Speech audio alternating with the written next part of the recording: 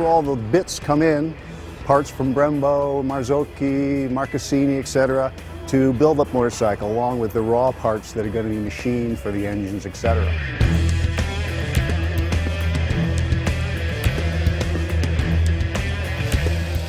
Most of the hours of building a Ducati motorcycle in this factory are spent machining engine parts and assembling engines. You can probably smell the aluminum in the cutting oil. It's pretty exciting for us nuts and bolts type.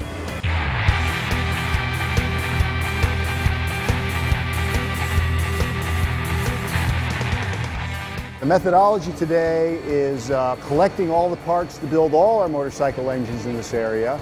And then we have shopping carts, we call them. These are all the parts required, as it says here, to make a Monster 695 European model. There's one kit for one engine. This will be wheeled over to the production line, and that's where the assembly of the engine will start. You can see the cylinder head starting to be added to the engines, clutch covers, electronic side cases, oil filter, cam belts, etc.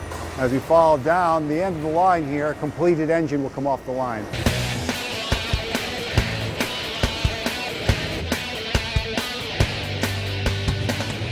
Beginning of the production line, this is where the engine and the frame come together for the first time. You maybe say the birth of the motorcycle in a way.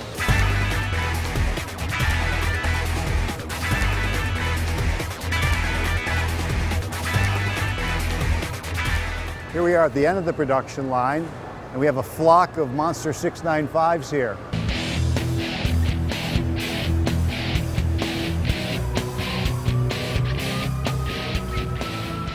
Each assembled motorcycle goes on one of these temporary pallets. It's shipped up to Modena, right up the street here, and they come off the temporary pallets. They're put onto pallets that are shipped overland by truck to Europe. If they're going overseas, Asia, America, places like that, they get put into a wooden crate and then into a sea container on a boat and over to other shores.